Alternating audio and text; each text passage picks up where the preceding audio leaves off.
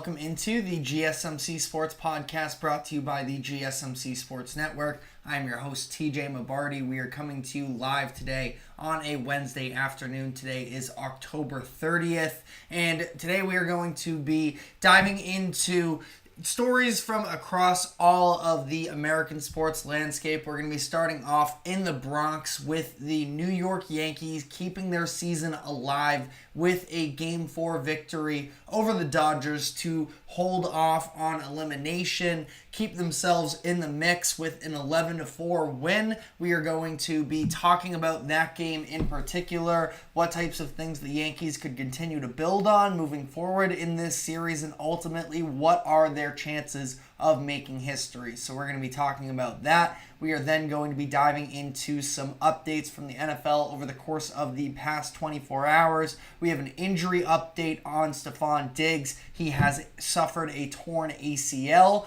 So how does this impact the Texans offense moving forward? Plus, we'll talk about some of the trades that were made as well, with the Ravens and the Vikings both adding in some needed positions. We will then be going through this week's version of the NFL Panic Meter, as we do every week, rating teams on a scale of 1 to 10 based off of how concerned they should be following their losses this past weekend. We'll be going through some of the most prominent results in NFL Week 8 and assessing how those losing teams should be feeling about themselves. We will then be specifically doing a little bit of a deep dive into the Ravens versus Browns Week 8 matchup as well. Ravens on that list of teams that will be on the Panic Meter. There are a couple different things I wanted to hit on with this game, such as Jameis Winston. How did he look in his first start with the Browns? There are certain things that I'm concerned about as well from the Ravens' perspective of these developing patterns of shortcomings with the Ravens. So we'll be talking about that. And then finally, we are going to end off the show by discussing the Denver Nuggets in the NBA, as they have been off to a pretty rough start to the season. Ultimately, we're still just 4 or 5 games into the year, still plenty of time to overcome, but the Nuggets are seen as one of the top threats in the NBA, at least coming into this season, by a lot of people, including myself, and there are some glaring issues there that I want to dive into as well. But before we get into all of that, just a reminder to like, follow, subscribe wherever you may be keeping up with us. To any of our live viewers, be sure to use the comment section to give us your thoughts on the latest happenings in sports. And if you would like to become a bigger part of the show, you can use the Super Chat feature that is available on YouTube, or you can go to the link that is streaming across the bottom ticker, gsmcpodcast.net, to leave a comment and get it to pop up on screen. If you leave a tip or donation, your comment will appear for everyone to see. Anything would be very greatly appreciated there. Last night in the Bronx, the New York Yankees were able to keep their season alive with a Game 4 victory. Of course, the Yankees coming into this game down 3-0 in the series, and in order to sort of carve out the roadmap, it was, okay, take this game at home in the Bronx. You get Garrett Cole for Game 5 and see how far that can take you. Well, step 1 is checked off, as the Yankees do live to see another day. We'll see how long that lasts. Game 5 takes place tonight. But I want to talk about what we saw from the game last night. This was Luis Gil versus a Dodgers bullpen game, and it seemed like it was almost going to be over before it started, because Freddie Freeman continues to scorch earth in this game, in this series, and he now has 6 consecutive World Series games going back to 2021 in which he has recorded a home run.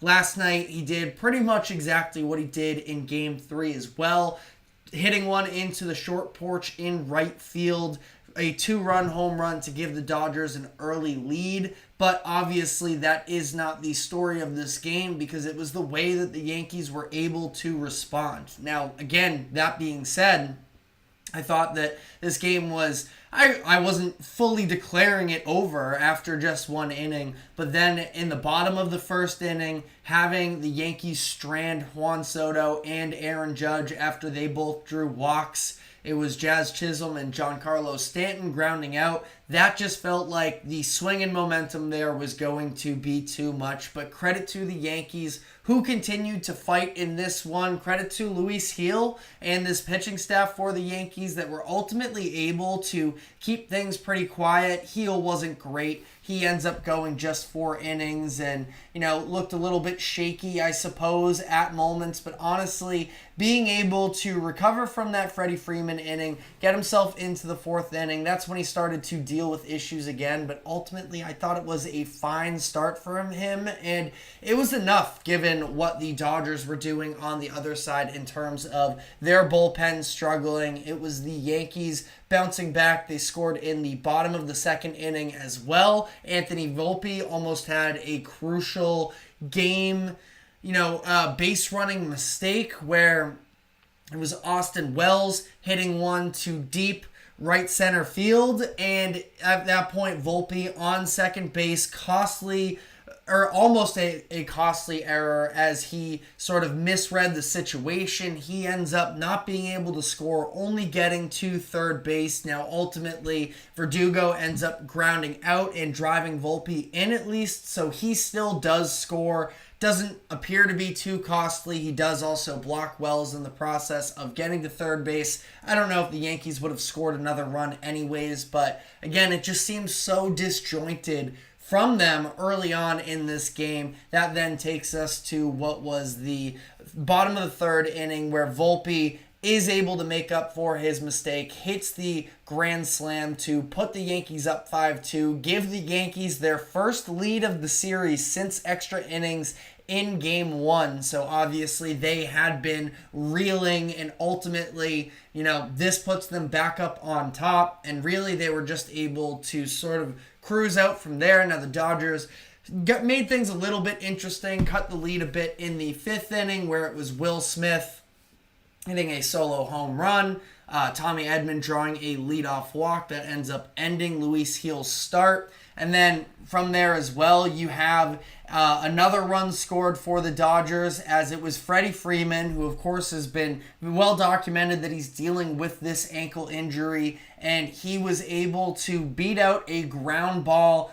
or beat out a double play to end up scoring Edman as well, make things close. That was then Clay Holmes came in, and the bullpen really just cruised from there. The Dodgers really didn't threaten again after that 5th inning. Meanwhile, you have the Yankees pouring it on a little bit more late in this game as well. Austin Wells being able to go deep himself. You have couple extra insurance runs along the way. And again, credit to the bullpen for being able to sort of shut down this Dodgers offense. Now, a couple things to sort of keep in mind with all of this is that it was pretty clear that the Dodgers were not exactly throwing out their A-list high leverage arms, really. I mean, we did have Banda, who was sort of thrown out there and was just basically being asked to kind of eat it. You look at the pitch count with all the members of their bullpen, it was pretty clear that the Dodgers were trying to preserve as many arms as possible. So that's why you see, or I said Banda, I meant Knack. You see Hudson out there throwing 20 pitches. You have Knack throwing 56, Brett Honeywell throwing 50. So again, that is something to keep in mind, that we've seen Dave Roberts and this Dodgers team earlier on in the playoffs sort of take their foot off the gas in terms of the bullpen arm, specifically looking back at Game 2 in that series versus the Mets. So, this is not unprecedented for them, and I think the Dodgers understood that this is not a game they necessarily needed. Now, credit to the Yankees as well, obviously, the offense showing up, and that does sort of take me into what was the biggest key to this game in particular, and the key to the series for the Yankees if they want to have any hope of making this thing interesting, and that is getting production out of the bottom of your lineup, because that's really where I think the biggest difference between the Dodgers and the Yankees has been is, the variety of different players that have been contributing for the Dodgers. On the other end with the Yankees, the shots from Juan Soto and Giancarlo Stanton have been enough to win playoff games for the Yankees throughout this postseason. In some of these lower scoring matchups, they've been able to lean on their bullpen, which has been greatly performing up to this point in the year. But the reality is you can't have all of your offense revolve around just two people, and that was not the case in this game. They got 7 RBIs from their bottom 3 players in the lineup in Anthony Volpe, Austin Wells, and Alex Verdugo. I believe they had not topped 7 runs in a game period up to this point in the series. So for them to be able to get that type of production, I think it is massively important to any chance that the Yankees could potentially have, but they're going to need players like that to step up. And like we mentioned, Austin Wells, maybe he found his swing a little bit. Obviously, Volpe with the grand slam, and he had a very good game as well. Austin Wells, additionally though, that's somebody that they were leaning on during the regular season to be somebody who can drive in runs, can have some power behind his bat along with the defense that he provides. And we hadn't seen that up to this point in the postseason. I believe he came into yesterday's game batting under 100. He goes 2 for 3 in this game with a home run, of course, an RBI. He had that double as well that should have been an RBI double, but instead, like we mentioned, Volpe isn't able to score on that play. But a couple really well-hit balls from Wells. Should be interesting to see whether or not that's something that he could continue to build on. And just in general, this Yankees team, everybody talks about Aaron Judge and the idea of, when Aaron Judge sort of turns it around, this is going to look different. To some degree, yes, like Aaron Judge obviously is an X factor in this series, but more than anything, I think it's just about having a more well-rounded attack that doesn't come from any one player. They, as a group, need to be able to perform at a higher level, and that's what we got from the Yankees bottom of the order last night, which is why we're sitting here with the Yankees still in the mix here, because without those 7 RBIs from that bottom of the lineup, who knows? The Dodgers, maybe if they're feeling like they're in this game a little bit more, go to some of their more high leverage relievers and, try and really close this thing out. But instead, you're talking about 4 relievers, and, Landon Knack is at least somebody who I consider to be a significant part of what they've been trying to do this postseason. But at the end of the day, you don't get really the true A-list names. You don't see Trinan, Banda, Vesia, Kopech, any of those. So the Dodgers definitely rested up on the back end of that bullpen for tonight's game and moving forward in the series. Should be interesting to see what sort of the onslaught of relief pitchers Dave Roberts chooses to go with moving forward. And then outside of that, Yankees at least doing some of the little things better. I don't want to give them, I suppose, too much credit for the base running with them, considering the fact that, like we mentioned, Volpe had what could have been a very disappointing mistake in that second inning, but he stole second base in order to get in scoring position anyways, so got to give him credit for that. 4 stolen bases for the Yankees as a whole. I do still feel like the Dodgers are ultimately playing a little bit of cleaner baseball. They don't seem to have quite the same, base running mistakes. You look at even some of the plays that they made defensively. Now, the Yankees put up 11 runs, but that sort of does undermine the fact that you do have some really good defensive contributions from someone like Mookie Betts, who has been excellent in right field for them. And ultimately, I don't feel all that differently about this series today than I did yesterday. That, again, at least the roadmap is there. They get through the bullpen game for the Dodgers that was, largely made up of some of their less high leverage, lower leverage relievers, and that's a great start. You build up some confidence, hopefully, for the likes of that bottom of the lineup. Aaron Judge as well has his best game of the series for whatever that's worth, and ends up reaching base 3 times in this game, a single, draws a walk, and ultimately hit by pitch. He hadn't reached base more than once in any of the previous 3 games, so not that I'm banking on, Aaron Judge's back or anything like that, but, nice to see some level of contribution there from Judge. I do still feel like this is the Dodgers series. I mean, when you're up 3-0, it's pretty easy to make that assumption. I do just still think that the Dodgers are a better team ultimately, but should be interesting. The Dodgers certainly at this point, they don't want to let this thing get back to LA. So we have Jack Flaherty versus Garrett Cole tonight in what should be a very interesting matchup. Definitely a case to be made that this is Garrett Cole's biggest start of his career. So we'll see whether or not he's able to back it up. He pitched well enough in game 1 for the Yankees to win that one, and they ultimately let it slide thanks to their bullpen. So we'll see what Garrett Cole has sort of rested up in the chamber for this game, but should be very interesting to monitor. But let us know what your thoughts are in the comments section on this game. Do the Yankees have a chance to come back in this one? We want to hear what you have to say, but we are going to be now moving on to some NFL headlines that were broken yesterday. We got a couple different trades. We got an injury update on Texans wide receiver Stefon Diggs. So we're going to be diving into the likes of what does Diggs' torn ACL mean for this Texans offense, the Ravens trading for Deontay Johnson, and the Vikings being able to find a replacement pretty quickly for Christian Darrisaw, who went down last week on Thursday night. So we're going to be diving into all of that. But before we do so, we are going to take a quick break. Do not go anywhere. We will be right back. I feel like I'm losing my mind. Is everybody in the world blind?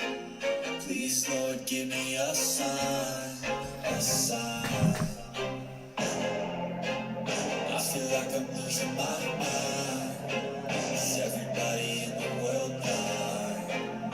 Please, Lord, give me a sign, a sign. I wanna be the greatest. Everybody on the station. I look around and feel like everybody is the fakest. I make this every day and I'm impatient. Hoping one day I blow up from the basement. Statement, the top is so vacant. I don't hear shit that I think is amazing. Waiting for my day when I'm playing. Sold out shows for 1,000 faces. Hey, give me that crown. Get my way into be put down. It ain't your place, no, this my town. If I want that shit, then I'll get it right now. I'm losing it, the news if it's some losing shit. It's stupid. If you choose to live or choose to dip, you choose to fight or lose your grip and lose a gift. Oh, I feel like I'm losing my mind. Is everybody in the world blind? Please, Lord, give me a sign, a sign. I feel like I'm losing my mind. Is everybody in the world blind? Welcome back into the GSMC Sports Podcast, as we're now going to be diving into some of the NFL updates that took place over the course of the past 24 hours. We're going to be starting off with the news that Texans wide receiver Stefon Diggs has suffered a torn ACL. Ultimately, if you watch the play on Sunday, really wasn't all that surprising. Non-contact knee injury. Felt like it was going to be very bad from the start. Was hoping maybe that we hadn't heard anything the past couple of days, that it wasn't quite as severe. But that is going to end his season. Very unfortunate, of course. Diggs, this is a contract year for him. You have to feel bad for him. I understand maybe some of the on-the-field antics, or you don't like the way that he goes about sort of, business in terms of his departure from Minnesota and Buffalo. But an elite talent going down like this, you do have to feel for him. He was in the midst of a fine season. He had been pretty reliable for the Texans, and this definitely comes at a time where they certainly needed him. With Nico Collins currently on the injured reserve list, that losing Diggs as well is a significant loss for them. Now, ultimately, I do think that they can, recover from this to some degree. Once Nico Collins does become available again, I mean, he has been as go-to as any receiver, really, over the past couple of years since C.J. Stroud arrived in town. So I don't think that it's going to have a massive impact necessarily on their passing game. Tank Dell, I know that he's had a quiet season as he's been recovering from the injury that he suffered last year, but ultimately I do believe in the talent there that I think the Texans can dig themselves out of this. That's certainly a loss of depth, though, and at least the Texans do feel like a team that has a fair amount of depth at the position anyways, and you still have C.J. Stroud, where down the stretch of that game, what I thought was impressive was the way that he was able to sort of rely on some of the other players. Tank Dell in particular, Stroud had a big throw to John Mechie as well. So Stroud is good enough and I think there's enough talent still in that receiving room. Didn't even mention the fact that Robert Woods still is on the roster. Older, sure, but still available for them, still active for them. That I don't think it's going to be this massive, back-breaking injury to the Texans. But certainly, a loss of a very reliable weapon, somebody who does have postseason experience. So it's a shame, really, for the Texans, and it's a shame for Stefon Diggs. Will be interesting to see. It doesn't feel like he is going to be returning to the Texans when he does hit the open market this offseason. I just don't know if the Texans are going to be able to justify paying him the money that he's likely going to get, considering there's, enough contracts to go around in Houston right now. So we very likely may have seen the final game of Stefon Diggs in a Texans jersey. But let me know what your thoughts are in the comments section. Again, I don't think that this is something that sort of bumps the Texans from a Super Bowl contender to out of the conversation, but it will be interesting to see how they sort of manage their schedule through these next few weeks while Nico Collins is dealing with this injury. Obviously, we're going to be diving into the Colts in a little bit and their decision with the quarterback situation there, but the Texans do have a pretty commanding lead over the rest of the AFC South. The fact that they did sweep the Colts, their number one competitor for the division, is definitely a huge help for them. Been talking about it, throughout the season, though. The Texans, if they really do want to have a great chance to make it to the Super Bowl, I think that home field advantage is going to be massive for them. They are in contention with the Chiefs right now for that number one seed, as are, the Buffalo Bills. And, you look, there's a number of teams that are still sitting there with just 2 losses. So Texans have the Jets this upcoming week on Thursday Night Football. Short week as well is a little bit concerning there. So we'll see on that front. But then after that as well, you have a game against Detroit. So should certainly be interesting to see how this plays out with Houston.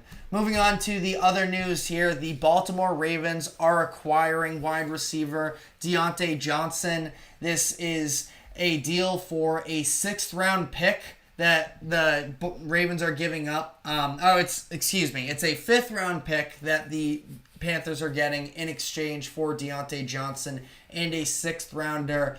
Didn't exactly sell him off for a huge profit, the Panthers did, but ultimately it was a fine signing this offseason. Deontay Johnson has been a very solid contributor for them up to this point in the year. You look at the stats, he's been able to put up 357 yards in 7 games with a few touchdowns. Really, he started to come alive starting in that Raiders game where Andy Dalton took over 8 catches for 122 yards and a touchdown there. Had a couple big performances. Ultimately was dealing with an injury last week as well, though. So hoping that he can get healthy again and he can be a contributor for this Ravens team. That they do, I don't know. I have liked some of the contributions that they've gotten from Rashad Bateman. You look, Nelson Aguilar had a touchdown last week as well. That it's not that they're, extremely thin at wide receiver, but Deontay Johnson is certainly a good enough addition to the offense, considering that, he is a low price guy and they are, marginally upgrading along the perimeter. The fact that he has just this 1 year left on his deal. It's not like it's something that's going to be on the books for the foreseeable future. It's just an upgrade. And I can't say that I have any complaints with the trade whatsoever outside of being a fantasy football owner of Deontay Johnson in one of my leagues. I would anticipate that he's probably going to see a decrease in the amount of targets. Ravens obviously established themselves as a run-first team, and that's sort of been who they are. Now, Deontay Johnson, again, fantasy football-wise, maybe selfishly, I'm a little upset, but I do like this fit in Baltimore, and I think that he can be a contributor, and also, for whatever it's worth, I think the storylines, it could be very funny. Him versus the Steelers at some point, just something to monitor as well, that there could be some storylines brewing with this move as well. So, again, I think it's a bit of a win-win for both teams here where, Panthers, again, very short-lived career there for Deontay Johnson in Carolina, but ultimately, sort of helped at least coax along the offense a little bit for the time being, especially while Adam Thielen has been dealing with that injury that he suffered in the Raiders game. I believe he is eligible to play this week. It's since been 4 weeks. I know that I believe that he's practicing at least, so we'll see ultimately what his status is. But not a bad little buy low trade for the Panthers, and they ultimately get an improved draft pick off of it. But definitely like this deal for the Ravens. And then final headline here is the Minnesota Vikings, who went out yesterday and acquired a starting left tackle following the injury suffered by Christian Darrisaw on Thursday Night Football last week. And they acquire Cam Robinson. Robinson, a former first-round draft pick for the Jaguars. Ultimately, he has been a fine starter up to this point in his career. He's had highs and lows along the way. He's certainly not elite, but he is probably the best possible, upgrade and replacement that they could have found for Christian Darrisaw in very little time. And it's huge for them as well, just considering the fact that this isn't somebody that's going to be, expected to hang around the Vikings long term. There's he's an unrestricted free agent after this season, so ultimately they'll part ways there. But I would have been very worried about the Vikings' chances moving forward here if they were just fully out on a starting left tackle. Cam Robinson is, again, I think the best possible sort of low price replacement that they could have gotten. I think it's a very well executed trade. Ultimately, the details on this deal, it is the Vikings are sending a conditional 7th round pick that can, quote, go away based on playing time. The Jaguars receive a 5th round pick that can become a 4th rounder based off of playing time. Excuse me there on the details. So, it is a fine pickup for the Vikings. This is somebody in Robinson that is, I believe, finishing out playing on the franchise tag or something along those lines. So ultimately, again, a situation where the risk reward here is pretty favorable for the Vikings. They needed somebody to suit up for the remainder of the season, as at this point their aspirations are playoff based after being off to a very solid 5-2 start. So I think that it's a necessary move for them, and we'll see how this plays out for them. But we are going to be diving into the Vikings and a number of other teams that lost this past weekend and doing our weekly panic meter segment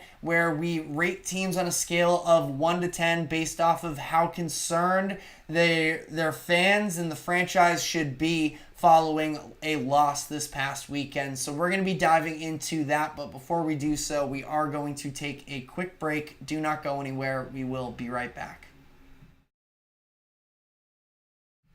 Looking for your daily fix of sports talk without having to pay for it? GSMC Sports Network is available on YouTube. Just search GSMC Sports Network. Get your fix of daily sports talk shows on YouTube, absolutely free. NFL, college football, NBA, MLB, MMA, UFC, fantasy football, and so much more. GSMC Sports Network has shows running all day long, with new sports shows starting every 2 hours. Just like on your favorite cable sports channel, except GSMC Sports Network is absolutely free. Just search GSMC Sports Network on YouTube to catch one of your new favorite shows, like the GSMC College Football Podcast, Chip Shot Football Podcast, Hoops and Heels Women's Sports Podcast, GSMC Basketball Podcast, and so many more. Check it out for yourself. GSMC Sports Network, now available on YouTube absolutely free. Search GSMC Sports Network on YouTube right now.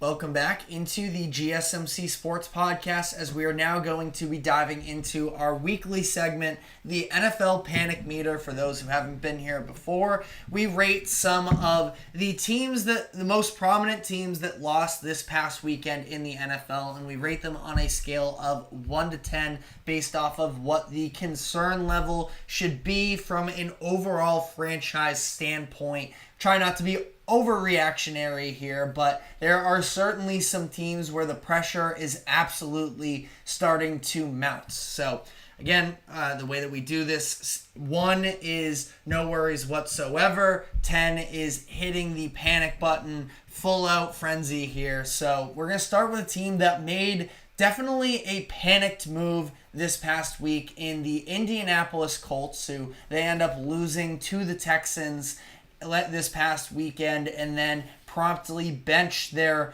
former 4th overall pick from 2023, Anthony Richardson, in exchange for Joe Flacco. It sounds like the plan is indefinitely for Flacco to be the starter. So this isn't a temporary decision, at least as of now. The plan is for Flacco to start for the remainder of the season. I've had mixed opinions on all of this.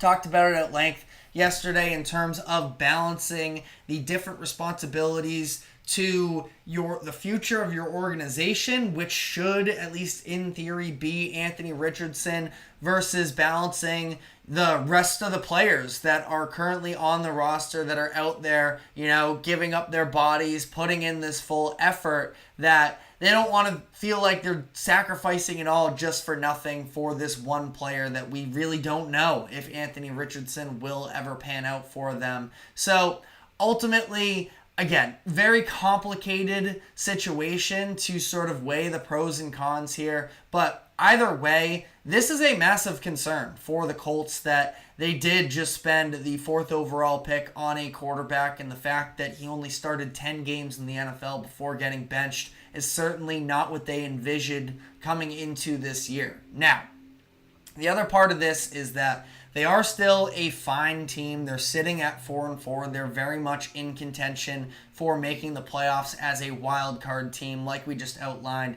Being a couple games behind the Texans, plus getting swept in the season series, I think they're basically out of the running for the AFC South title, barring anything crazy. So that means that they're going to be able to maybe be a more competitive team with Joe Flacco for the remainder of this season. But have they totally dropped the ball on this Anthony Richardson thing? I think there's a chance that it could be salvageable, that you could theoretically go into next season with both of them and just sort of work on Anthony Richardson behind the scenes. They sort of pulled him out before things got too overwhelming, I suppose. I mean, obviously the completion percentage has been horrendous with Anthony Richardson up to this point in the year.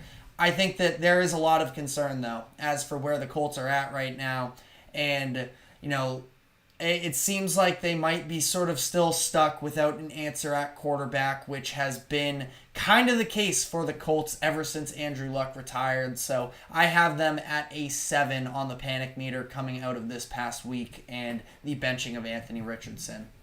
Sticking in the AFC, the team that should certainly be the most concerned at this point is the New York Jets, where, they are essentially as panicked as you can get, or should be as concerned. The reality is there still is, in theory, a way for them to play themselves back into the playoffs. I'm certainly not banking on that, though. I think that they're out, and at this point, this season was basically all about at least making the playoffs. Like, Super Bowl contention was certainly, at least theoretically on the table for them. Did not play out that way whatsoever. And what's next for the Jets? They are sort of directionless after this year. They invested so much into being competitive this season, and that they have not been, sitting at 2-6, losing to one of the worst teams in the NFL in the New England Patriots. So I think there is a ton of concern with where the Jets currently stand. Again, I didn't quite have them at a 10. I guess I should probably just be writing them off as a whole. Try not to do that. So Jets are currently sitting at a 9. They have no margin for error anymore at this point, considering the fact that they almost need to win out, maybe get lucky with one loss, depending on, how the ultimate playoff picture plays out for them. But the Jets are, definitely massively concerned right now, as they should be. Sticking in the AFC here as well, the Cincinnati Bengals, they fall this past weekend to the Philadelphia Eagles. They were in this game for a while, late into the third quarter, and everything just sort of fell by the wayside. 2 turnovers and a turnover on downs buried them. Their defense was unable to pick up stops, which has been a huge concern for them up to this point in the season. The past 2 weeks of enhanced defensive play really didn't live up to the bill. Those games that they looked better were against the Browns and the Giants, and I guess it was just a fluke and a matter of who they were playing. Now, credit to the Eagles, of course, who are a very good offense when they're actually operating their offense and play calling in the right way, but Bengals, similar situation as the Jets. I still feel better about them overall here in terms of what their future looks like, but this is a pretty much do or die season for the Bengals to some degree, or at least in terms of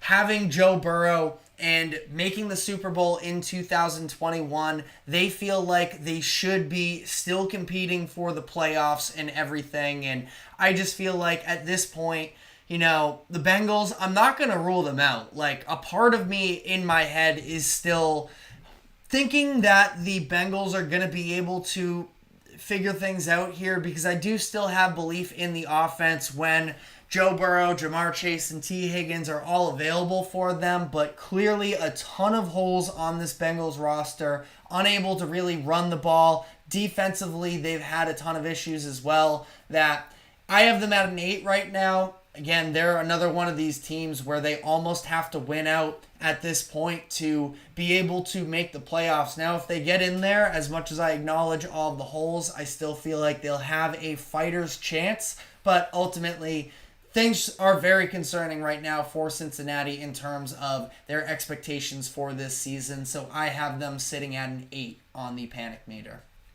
Sticking in the division, the Baltimore Ravens, they fall this past weekend to the Cleveland Browns. And we're going to be diving a little bit more, in depth into this game in a moment here. But ultimately, for the Ravens, I think that they're still in a pretty fine situation as a whole. I mean, the fact that they're no longer in the driver's seat for their division, definitely not ideal for them, but they're going to have those games against the Steelers coming up for the remainder of the season that they should be able to, fight their way back into the number one spot in the AFC North. But a couple very glaring concerns for them. Offensive line, which was a huge conversation for the Ravens coming into this season. They were just getting pushed around by Cleveland, and I do think that's a little bit of a statement of Cleveland looking for them a little bit. This was a historic defense that the Browns had last year, and ultimately they just haven't really lived up to the bill this season, but still plenty of talent in that front seven. So the offensive line was getting worked a lot throughout this game. That is, again, one of the glaring concerns. And really the number one is that secondary just continues to get torched. And just the passing game as a whole, it's a combination of the secondary not living up to the standards. Now Marshawn Lattimore not playing in this game, or Marlon Humphrey, not playing in this game. So that is, part of the reasoning there for sure. But additionally with that, not getting any sort of a push from the pass rush, that's a concern. Ultimately, I have the Ravens at a 3 here. I don't think it's life or death, but there are a couple of very prominent issues that they are going to need to correct moving forward this season. Switching gears to the NFC, I have the Dallas Cowboys at an 8. This is a team that I don't think is particularly great at really anything. Like, if you're trying to sell me on what their identity is, I don't really have an answer for you. I guess in a perfect world it would be being able to put pressure on the opposing quarterback, but they can't even do that right now without Micah Parsons and DeMarcus Lawrence. Mike McCarthy, I believe, I just saw a tweet from Ian Rappaport earlier that says that he's not expected to practice this week still. So that's, still an issue for them. Deron Bland out, DeMarcus Lawrence out. I don't really know what the bright spot on this roster is right now, or really for the future either. They have some soul searching to do for sure. And I don't think that there's a move that they can make at the trade deadline this year that would all of a sudden, totally turn things around. I guess investing into a linebacker would probably be my number one ask out of them, at least if I do feel like they are supposed to be a competitive team this year, which frankly, I don't really. But, let me know what your thoughts are in the comment section if you do think that the Cowboys can turn this around, because ultimately they're not out of the mix here. They are 3-4. They have division games coming up, and they do still control their own destiny. I just have very little faith in them in the now, really, and in the future. Obviously, Jerry Jones, I feel like this year has been a little bit heightened as well in terms of some of the clown show comments that have been made from Jones and all of those other stories that have been popping up that Cowboys are just kind of a mess right now. But again, in control of their own destiny. So we'll see if things turn around. I do have them sitting here, though, at an 8. The Chicago Bears, one of the most dramatic losses, probably the single most dramatic loss in the NFL this season. Of course, the Hail Mary from Jaden Daniels, Tyreek Stevenson, that whole saga of him talking to the fans, ultimately being responsible for that touchdown. I think that the Bears ultimately, that loss is so devastating, I'm sure, for Bears fans that have had a reason to get excited with this season. But ultimately, I do think that, they have a very tough schedule in front of them. Just the upcoming weeks, some of the divisional games that they still have on the schedule, some of the out-of-division opponents in terms of the 49ers being mixed in there as well. It's going to be a tough stretch for them closing out this season, really outside of a couple of games. And I think that the NFC North is just so good this season to the point where I think this might be, this is definitely an inflection point for the Bears, who ultimately are having a good season, are 4-3, but ultimately haven't exactly beaten any extremely high-level competition. But all of that being said, the playoffs would have been a great bonus for the Bears this season. This is year one of Caleb Williams. So expect to take some time there. The defense is still elite, which is why I'm not counting the Bears out in this situation. But offense definitely looking dysfunctional at times. Maybe the fact that the running game has sort of turned a corner for them is something they can build off of as well. But I'd probably have to bet against the Bears making the playoffs at this point, even though I am certainly rooting for them. I've been a believer in them. I had them to make the playoffs earlier this season. I don't feel great about the outlook at this point. But again, that's not do or die. It's just about bringing along Caleb Williams and the process of this team as a whole. Love what they do defensively. I think that Matt Eberflus is definitely, feeling the pressure a little bit moving forward this season in terms of can he preserve his job. Offensive coordinator might be a different discussion there. But final team here, the Minnesota Vikings, sticking in the NFC North. Vikings have been playing with house money basically all year. They weren't expected to start 5-0. 2 straight losses, certainly disappointing for them.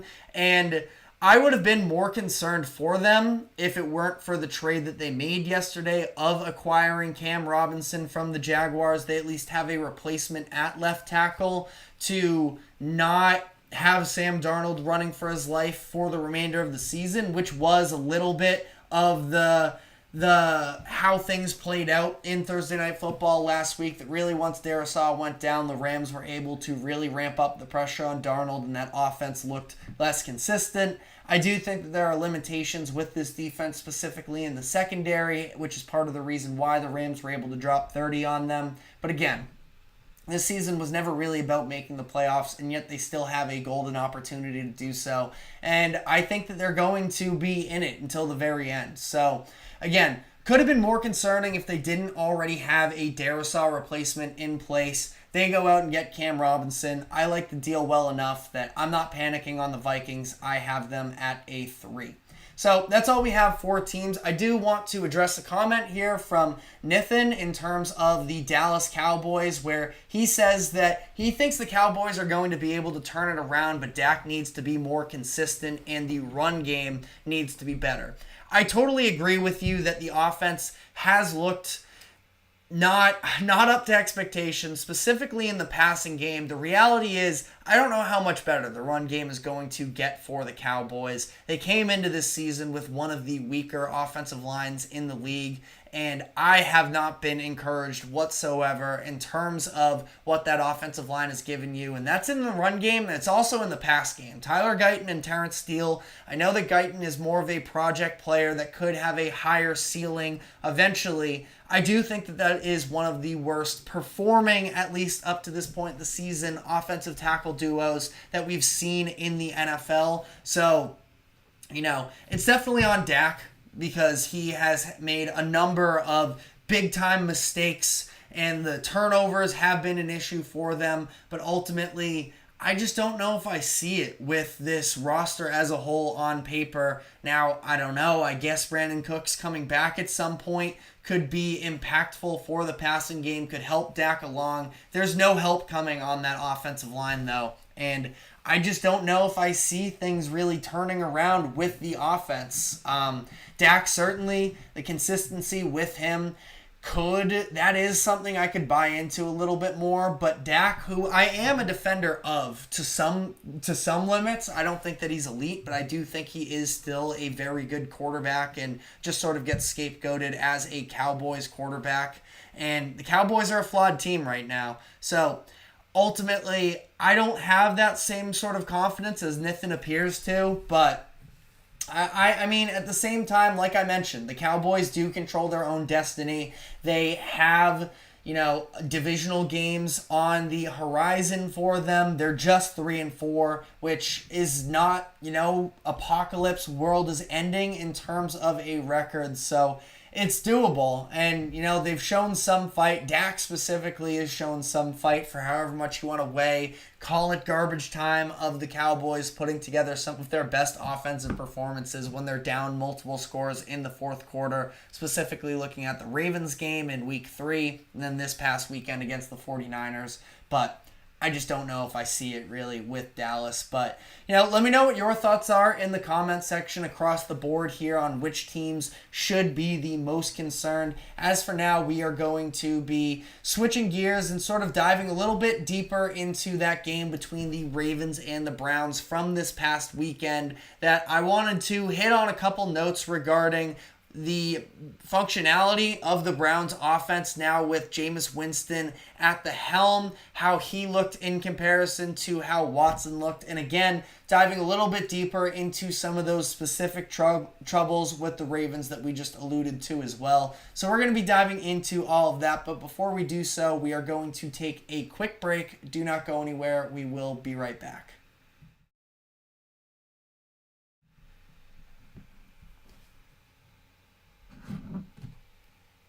For the best and latest podcasts available anywhere, go to the podcast app on your cell phone and type in GSMC to access free content-rich podcasts on health and wellness, book reviews, sports, entertainment, relationships, social media, movies, technology, finance, and even weird news. Subscribe and download the GSMC Podcast Network's family of shows, available everywhere podcasts are found.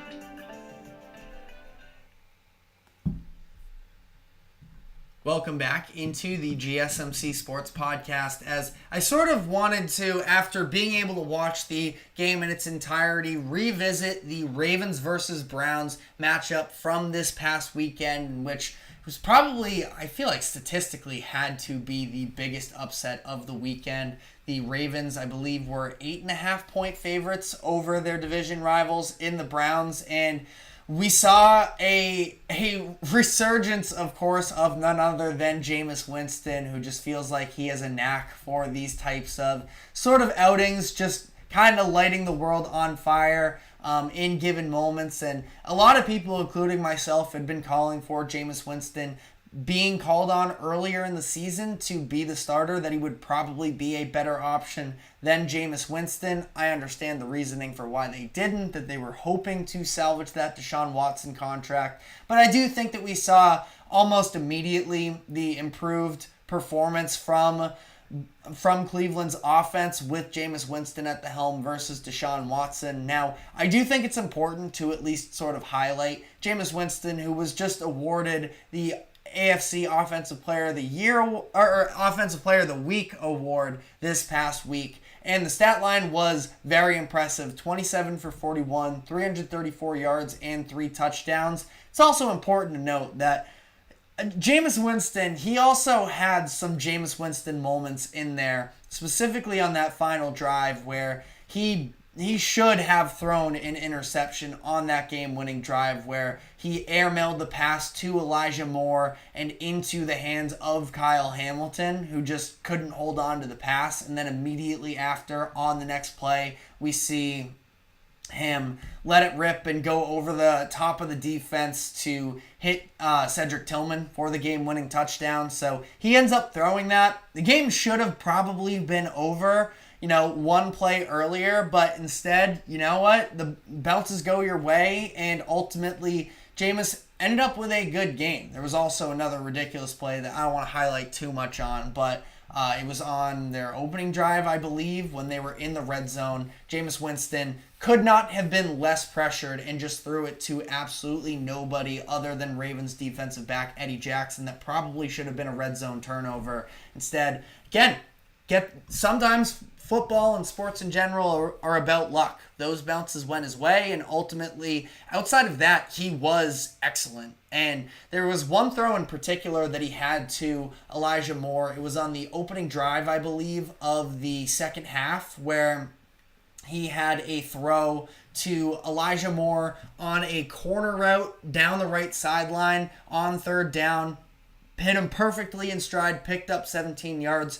I think that throw in particular was better than any pass I saw Deshaun Watson throw all season long. And you know what? That's just kind of what you get with Jameis Winston, is the fact that he's going to be aggressive. He's going to throw some balls that are interceptable, but he also has these sort of high ceiling plays, and that's something that this Browns offense that frankly is, largely even outside, and everybody piles on Deshaun Watson, and for good reason. I guess I am a little bit right now, that it's not like it's this ultra talented offense either. Sometimes that's when you need to just take your shots, and that's obviously what Joe Flacco did down the stretch of last season, as well as he led the Browns to a playoff appearance. Now, like I mentioned, I was hoping that the Browns would turn to Jameis Winston a little bit earlier. They didn't. Now at this point, making the playoffs after starting 1-6, I just don't think it's really possible, especially with, as much as love the guy, but Jameis Winston, I just don't think that it's going to be that much better. That being said, though, it looked really good, the operation as a whole. The passing game was very well distributed. Really, it's the four players in Cedric Tillman, Elijah Moore, Jerry Jeudy, and David Njoku. Every one of them was, heavily involved, at least 5 catches for every one of them, at least 60 yards. That group accounted for all 3 passing touchdowns. So that's definitely a positive that, we're taking steps in the right direction in terms of at least posing a downfield threat. And then also, for whatever it's worth as well, with Jameis Winston, he just kind of knows who he is as well. He's going to take his shots downfield. He's not going to try and do too much in the backfield, which is, I think, something that Deshaun Watson was really struggling with. He was sacked 33 times in 7 games, which is 8 more times sacked than the second most player in Daniel Jones, who even has 1 more game played than Deshaun Watson. So, part of that is definitely on the offensive line, and a lot of it's on the offensive line, and they were dealing with injuries, especially during that time period as well.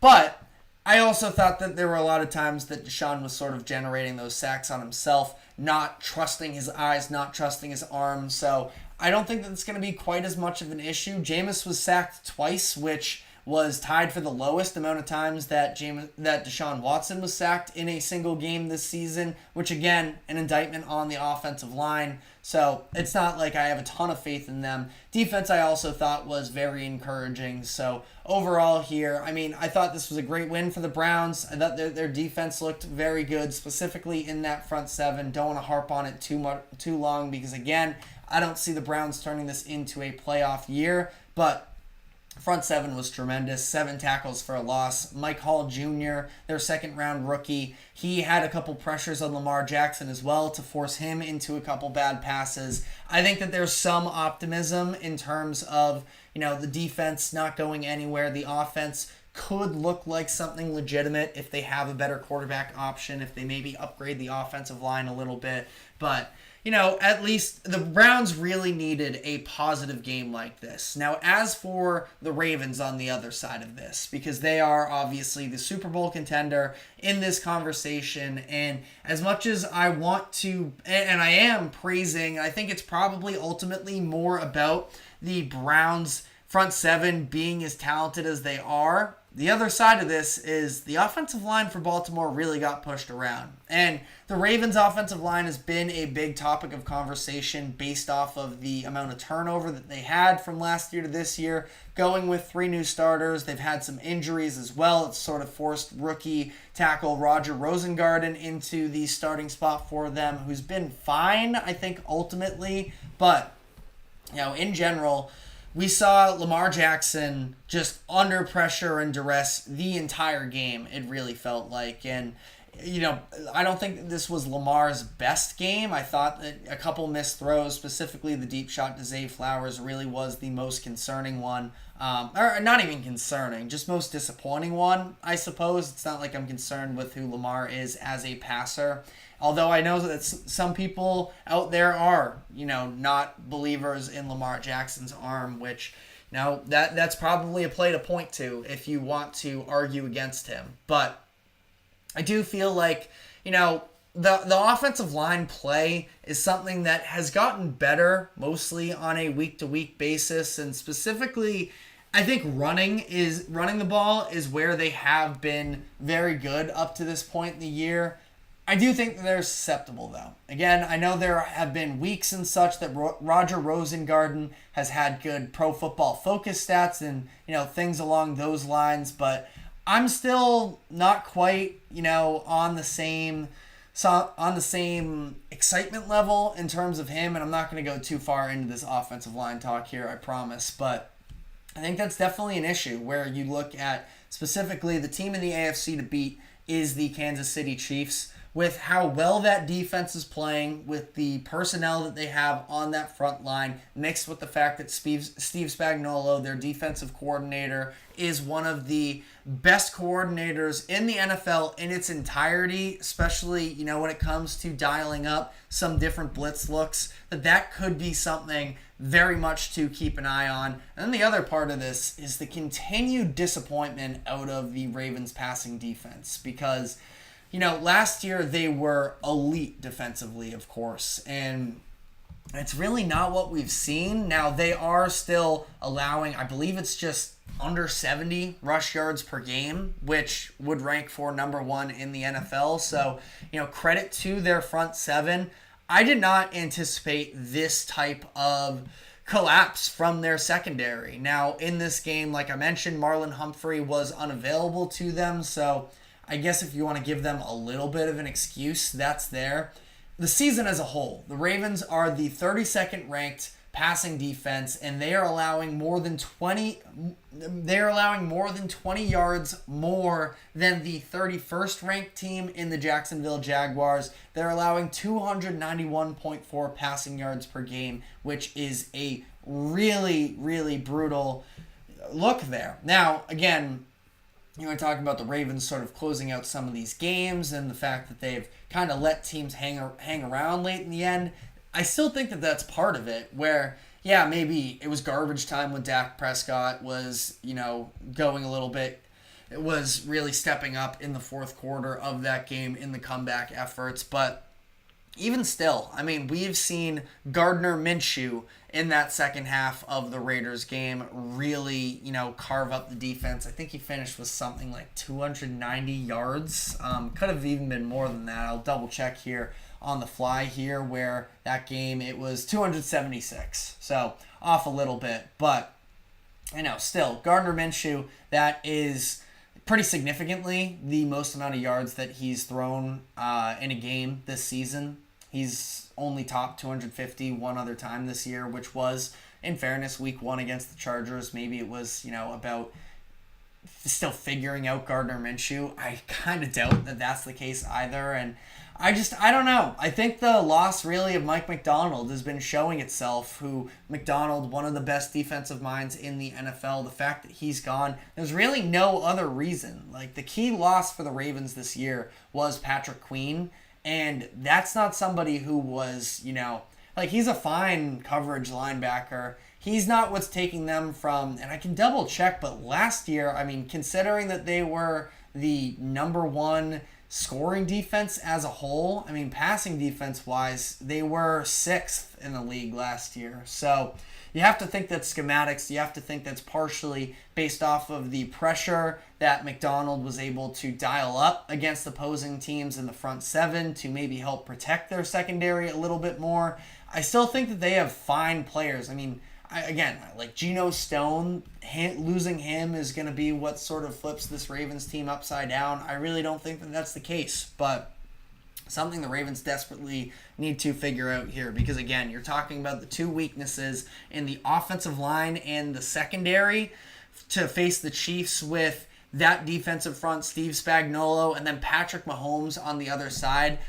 They're not designed to be a team to beat the Chiefs right now, which is kind of how you have to operate if you are in the AFC right now. Now, to be fair, there aren't exactly no other team has found a way to sort of solve that riddle yet, but makes me a little bit pessimistic about what the Ravens could ultimately do in the playoffs this year. But let me know what your thoughts are. Let me know if you think I'm being too overreactionary here, but I'm just kind of pointing out what we've seen from an extended sample size now at this point with the Ravens. But again, curious to hear what you have to say, but we are going to be closing out the show now by diving into some NBA, and I want to talk about the Denver Nuggets, who are, 1 year removed or so from being the NBA champions in 2023. And since then, the entire operation of that franchise has been under question. The play on the court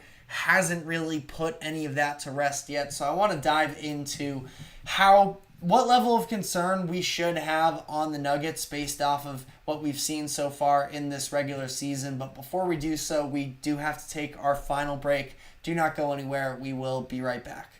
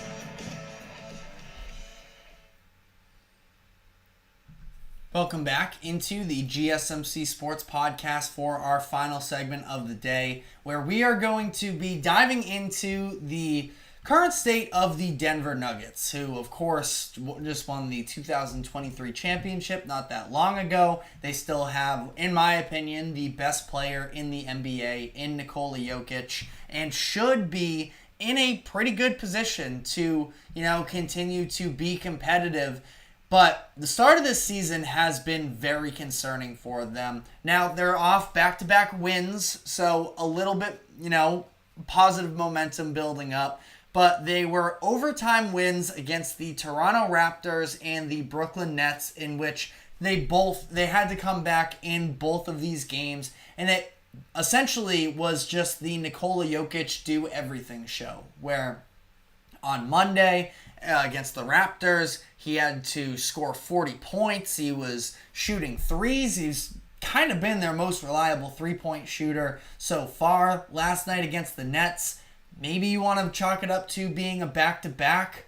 I still think it was very much concerning what we've seen on kind of both ends from the Nuggets, where I want to start on the offensive side of the ball here with Denver, because they are a team that should never be a bottom-of-the-barrel offensive or a team at this point, given the fact that they have probably the single biggest, best offensive hubs since probably LeBron James's prime, where Jokic is able to essentially do everything you could possibly need out of him, and they're still not getting enough from those other pieces. And you have the comments that were made in the offseason about Jamal Murray being on the decline and Michael Porter Jr. being overrated. Those are legitimate quotes that were reported on from an anonymous NBA GM. It's not like either one of them have necessarily backed that up yet. Again, just 4 games into the season,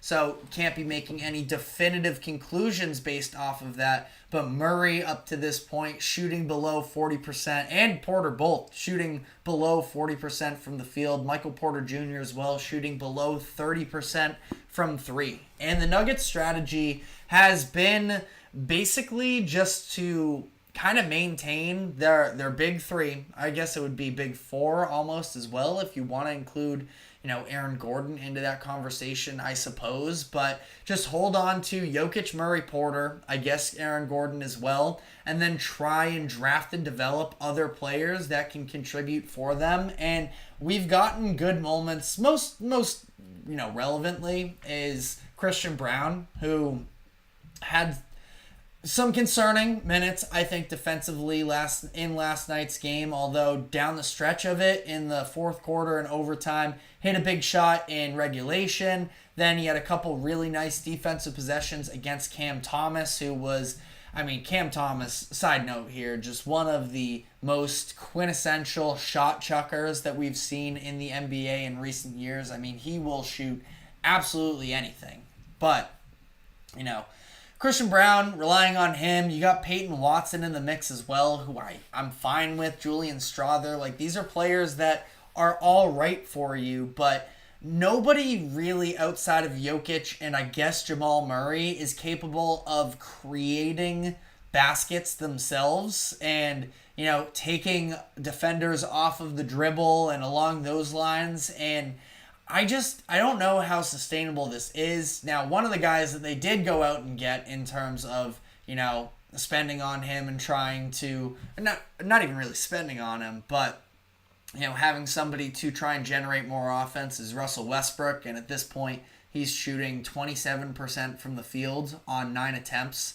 That's definitely not what you're looking for. And Russell Westbrook, I don't know if that's really, at this point in his career, just not a form of player that you really want to be relying on heavily. And I do think that, these concerns are really starting to mount for the Nuggets. It was Nikola Jokic himself who sort of called the team out as a whole, talking about, we are not a good three-point shooting team. And he took accountability for that, at least to somewhat degree. Jokic is out here shooting 55% from 3 on 5 attempts per game. So it's really not on him. And some NBA fans trying to make it up to be he's throwing his teammates under the bus. That's not it. He's holding them accountable, which is what we should want out of our stars, and especially out of a star like Nikola Jokic, who has been on an absolutely dominant stretch these past 5 years. And the fact that it's not being maximized is a huge indictment on the Denver Nuggets franchise. And Jokic really isn't the type of person who's going to be making these sort of passive-aggressive or cryptic comments that make people wonder about what his future in Denver is going to be. He's just going to call it like it is, which I think is very much commendable. I feel like if you were sort of upset by those comments, that's kind of a you problem more than anything else. With all due respect, but it's both sides of the ball. Mike Malone talked himself about how the Nuggets need to be more, it's not even be more efficient, but they need to take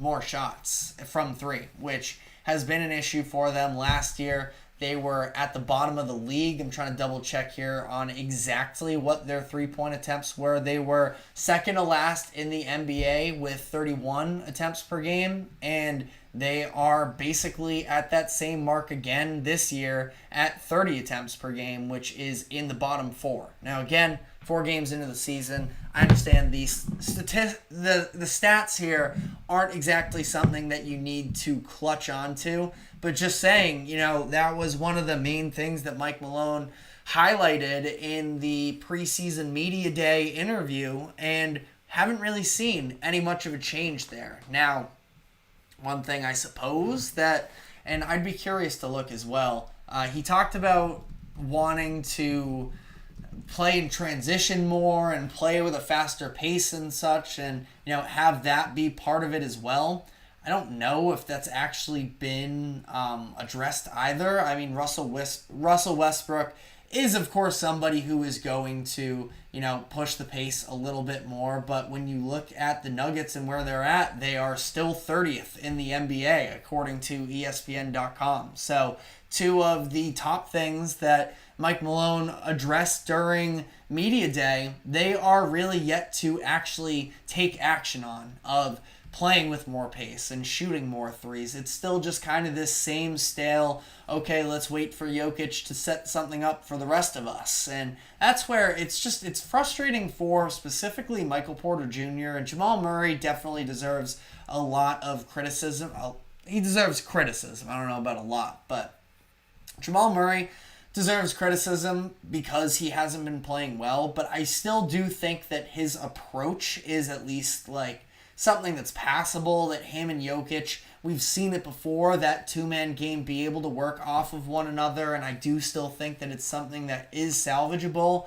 With Michael Porter Jr., there's just almost a disinterest, it feels like at least, of him actually putting the ball on the floor and trying to create shots for himself. This is somebody who was, coming out of high school prior to that back injury that he suffered at Missouri. He was thought to be the number 1 overall pick in whatever year I think he ended up getting drafted. I believe it was 2017. And, we're at this point, we're talking about, a draft. 2018 was the draft. And we're talking now about 6 years ago that, it's very, very long ago. It's not something I want to hold against him by any means, but it's just like, I don't know.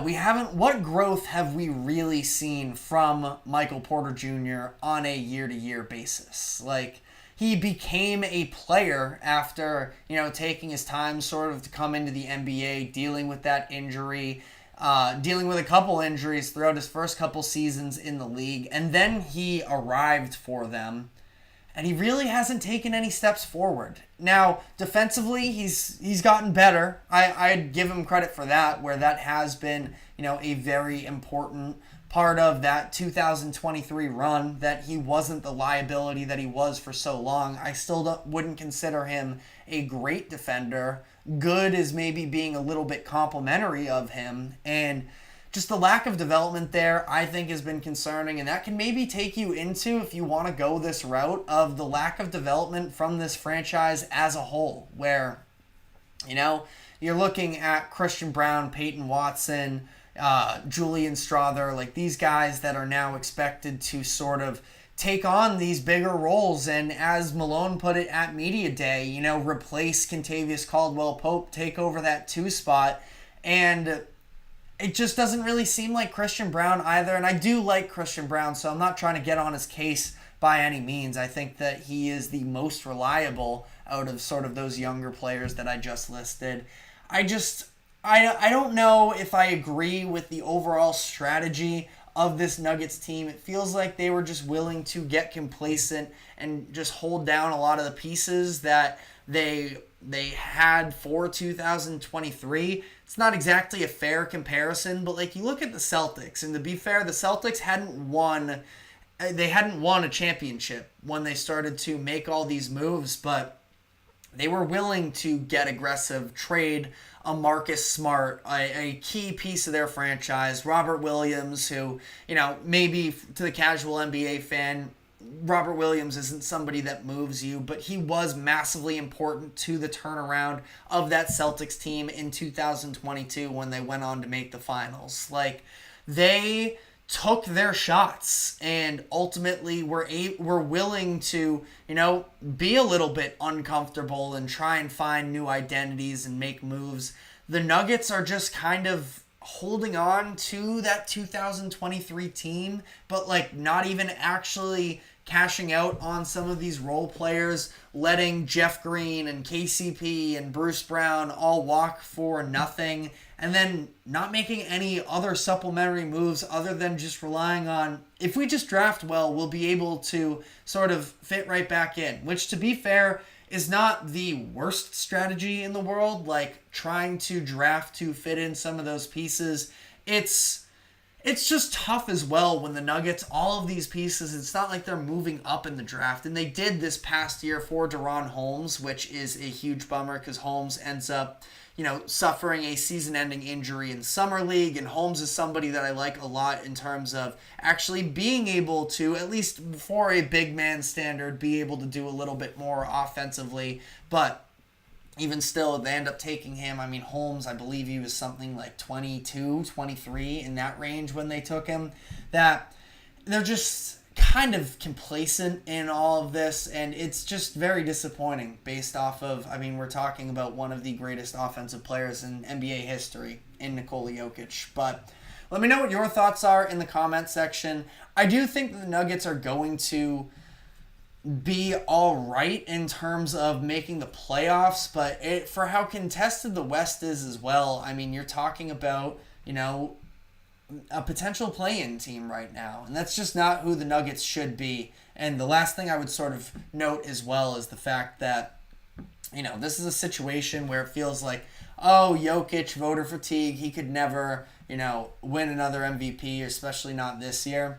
I mean, we'll see. He might have a season high in scoring. Right now, he's at 31.5 points per game with 12.3 rebounds and 9.3 assists. Like, I'm not predicting Jokic winning the MVP. This is very hard to be able to maintain over the course of a season. But, I mean, there just might be another level of Jokic creation here and usage that, if the Nuggets can hang in this thing based off of him, would be very interesting to see. I just worry about them because there really are no reinforcements, and I don't know what the trade is necessarily out there. I don't have the trade machine fired up or anything, so I'm not going to start firing off, but the Nuggets might need to get aggressive and change things up. I don't know what that would look like, but their roster construction over these past couple of years has definitely been disappointing in my opinion. But that is all the time we have for today. Thank you very much for tuning into the GSMC Sports Podcast. Thank you to the GSMC Sports Network for allowing us to host this show. Remember to like, follow, subscribe wherever you may be keeping up with us. Be sure to check us out on social media as well for more exclusive short content. And we will be back tomorrow afternoon, same time as always, at 2 o'clock p.m. Eastern. We will see you then. Take care.